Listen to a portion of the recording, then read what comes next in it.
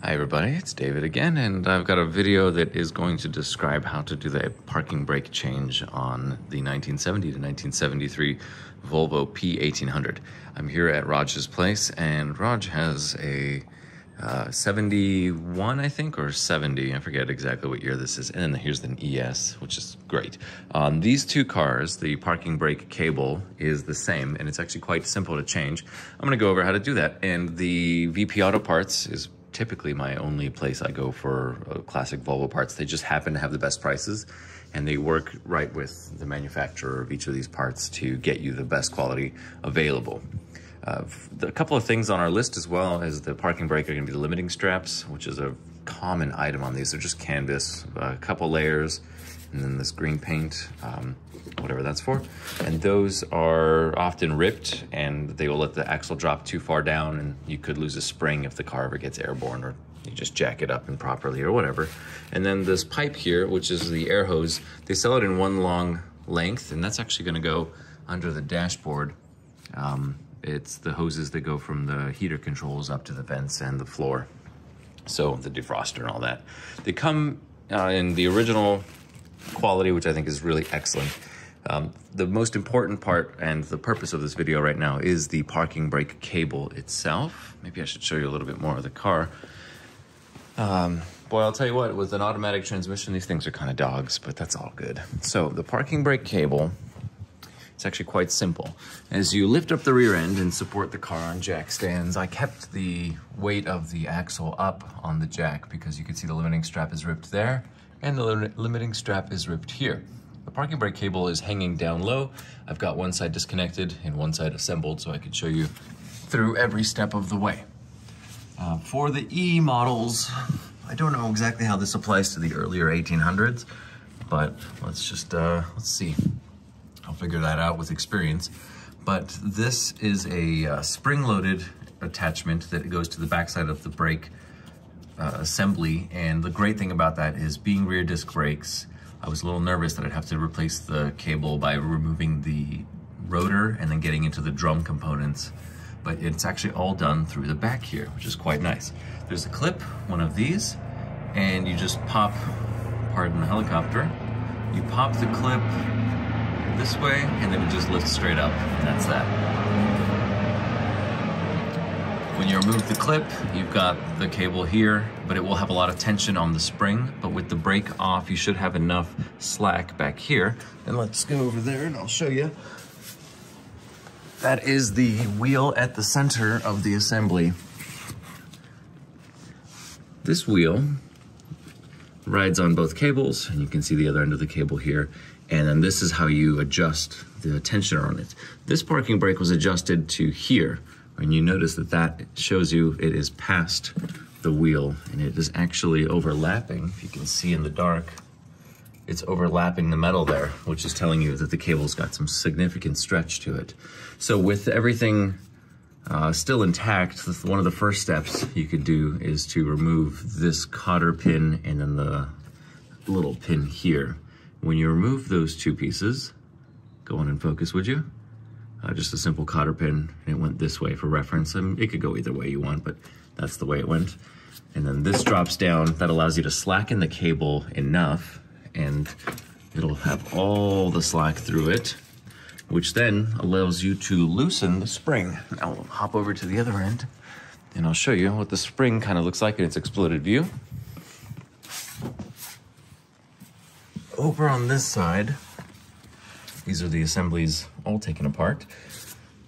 The piece here has a big washer, and the big washer has a pass-through here. And then that goes in the front. Now there is a rubber boot here, this one, and you will notice that it grabs a little bit on the washer, but don't fret. Okay, so with that washer, you'll then have the wide end of the spring go first, onto the wide washer, voila, et voila. Then we have the small one here, and then this smaller one has a cup to it. Let's see, let's pull some of the cable out so we can get some slack. And another cutout here in this one, so it sits over the cable nicely, and then the cup of the washer sits into the spring, and then the whole thing gets nice and sturdy. So that's all fine and good, but I forgot to tell you about the nut here. This nut is a 15/16. It's a pretty big nut, and on the back side of it is one of these lock washers. It's not unusual to see this style of washer broken in 2 or 3 places. They do get a little brittle and thin, but that's all good.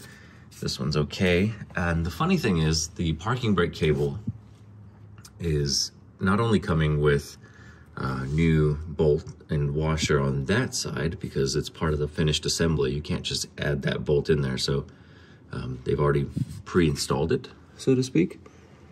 And you have to reuse the outside one here. So just a heads up, if you do find that you do have broken hardware, go ahead and just order some of those before you get the cable. The cable comes with the new boots. It comes with really nice crimped ends. One of the other nice touches, they've already added the parking brake grommets onto it. There we go. And the parking brake grommet sits up here into this bracket. This bracket is removed by using a, what is it, 930 seconds. That's a really tiny hex bolt. Okay, there's 2 of those bolts. And when you remove these, kind of like a lag screw, if you will, those will allow this bracket to come down, and the bracket just hugs the rubber right there. So it's just a simple cup and hug. Quite nice. One of these rubbers is okay. On that side, it was pretty torn up. And then this section here, the same thing applies, where you have the 11/30 seconds on the small side nut, which looks like this when it's not covered in oil.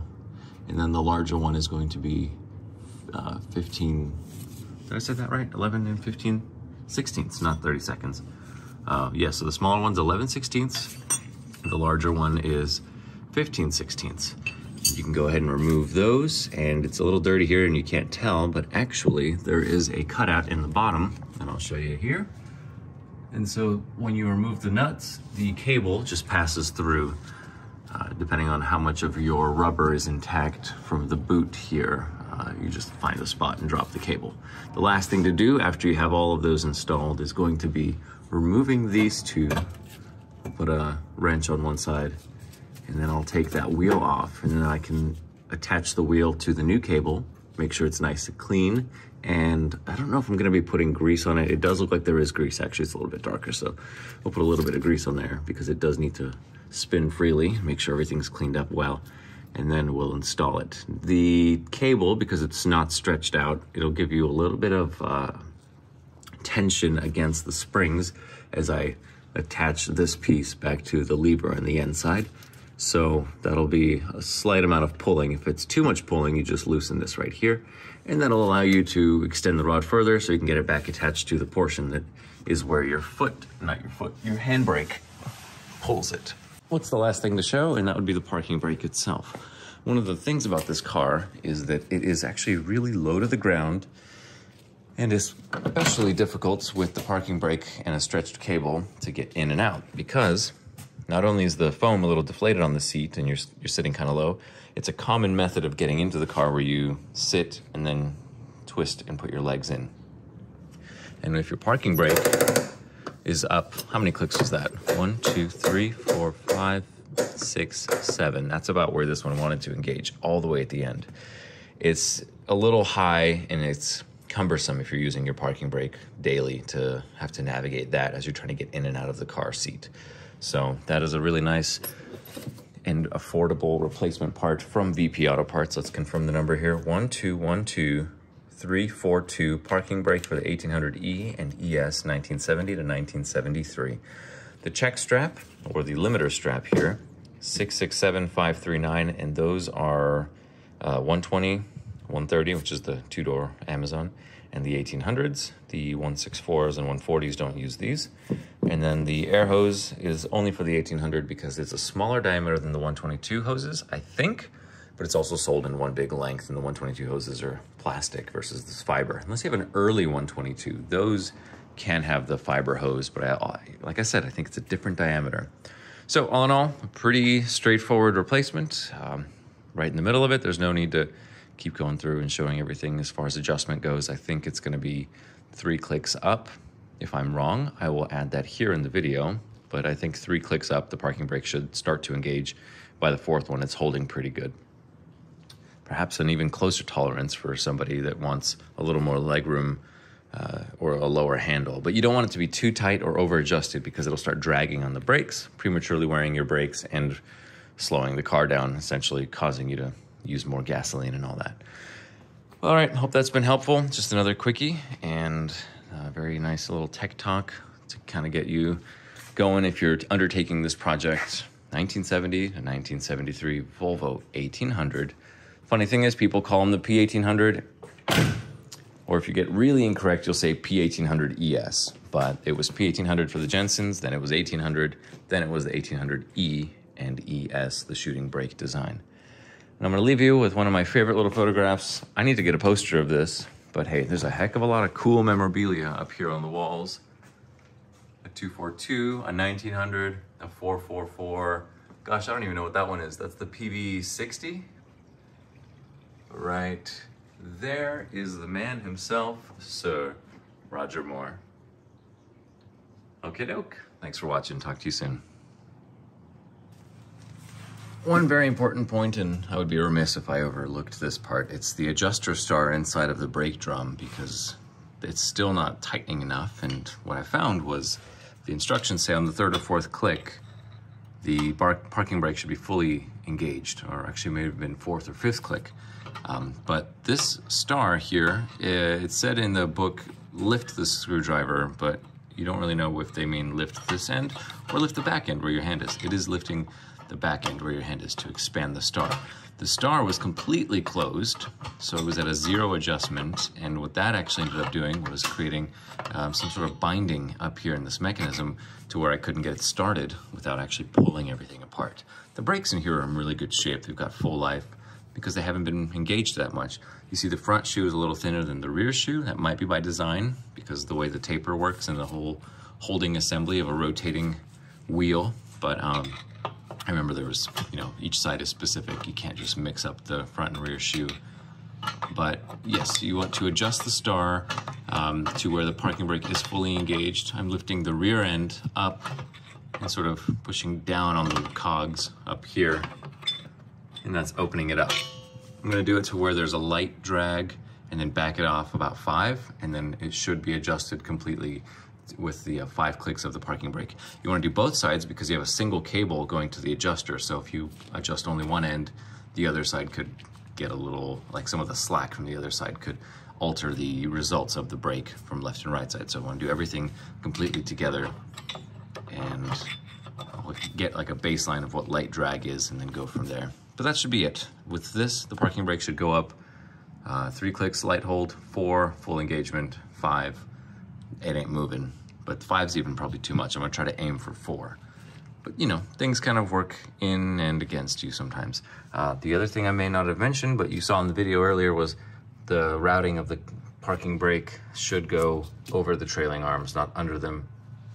And on this side with the exhaust, it goes right over the exhaust as well. I don't think I'm forgetting anything. Okay, thanks for watching.